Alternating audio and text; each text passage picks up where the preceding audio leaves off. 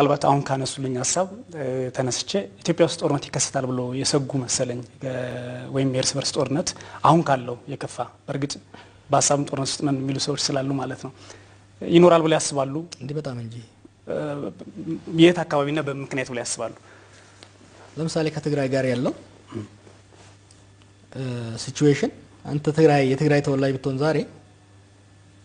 ያለው የሚያሳድር ፓርቲ ለየተቀን ስለ ጦርነት ነው የሚያወራው ባላንጣ የምትለው ኃይል በየቀኑ ስለ ጦርነት ነው የሚያወራው እኔ ሰሞኑን ዶክተር ደብረጽዮን ኢንተርቪው አድርጋቸዋለሁ አብረን መኖር ነው ፈልገው ጦርነት አልፈልግም ብለውኛል ያው የነገሩኝ ነው ምነግሮት እና ያ እንትን ላውንቸርና ማትሪየስ በላይቭ ቴሌቪዥን በጎዳና ላይ ሲኖሩ የነበሩት አበባ መስሎት ነው እሺ ጦርነት ካለ ከማን ጋር ነው ብለው ያስባሉ ነው እርስ ነው የሚሆነው እንዴ ምን ቆይ ሰው ምን አይነት ነገሮች ማን ነው መዋሸት የሚፈልገው ሰው እዚህ ሀገር እንዴ ያ ሁሉ የጦርነት ዲስፕሌይ ለማን ነው ከኖርዝ ኮሪያ ጋር ሊታገሉ ነው ወይ ሊዋጉ ነው ወይስ ከሱዳን ጋር ሊዋጉ ነው ምን ማለት ነው አብይስ ወጥቶ ለሉዓላዊነታችን ኢትዮጵያን አንድነት ለማድረግ እንደረምሳለን ሲል ማንን ነው መቀሌን ነው እያለ ያለው እኮ ለምን ነው ሰው የሚሸነጋገለው ህፃን እኮ አይደለንም we're talking about our people about our country እንዴ እና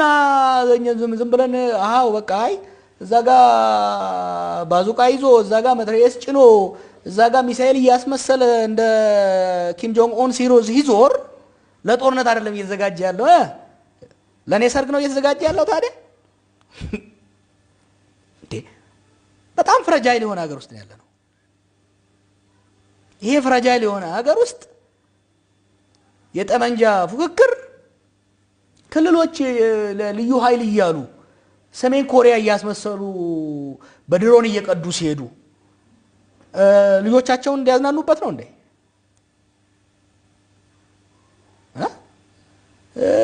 ስለዚህ ይሄ ውሸት ለምን አይቆምም we care about our country ምናልባት ዓለም አቀፍ ተቋማትም እንደሚሉት አንዳንድ የዓለም ፖለቲከኞችም እንደሚሉት ከምርጫ ፊት ወይም ከምርጫ በኋላ ይሄ ነገር ሊከሰት ይችላል ግጭቱ ሊቀሰቀስ ይችላል የሚሉ አሉ የርሶ እይታ ምንድነው እንዴ በጣም ነው ሰጋው ለዚህ እንደ አንድ ፖለቲከኛ ምንድነው የሚያደርጉት ዝግጅት አንደኛ ይሄ አምባገነናዊ ስርዓት ለመገንባት የሚደረገው ሽርጉ ዲጎም አይሰራም እዚህ ሀገር የአንድ ፓርቲ በላይነት ያደግ የህዋት በላይነት ነበር ብለን አመፀን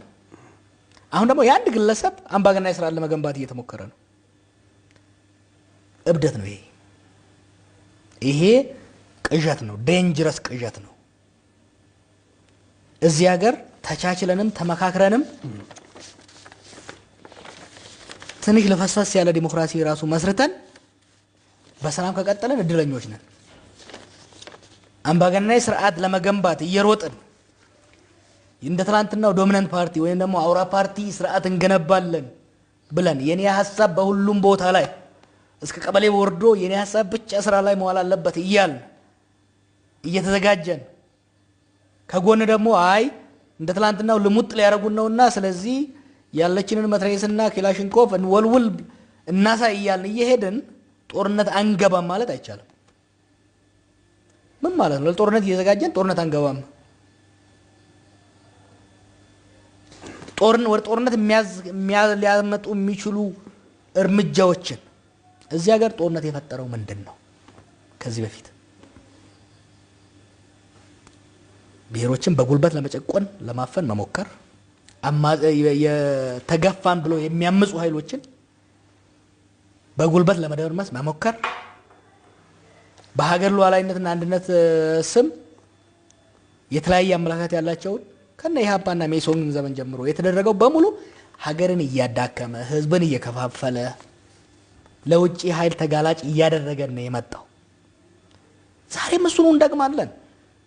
ዋይ ሰው እንዴት ትላንት ለበደል ትላንት ለመተፋፋት ትላንት ለኪሳራ ለውድመት ያደረገንን አካሄድ እንደገና መልሶ ለምን ይደግማል